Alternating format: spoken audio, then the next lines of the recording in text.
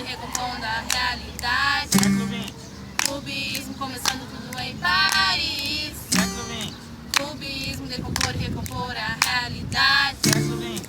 Cubismo começando tudo em Paris. Século XX. Cubismo.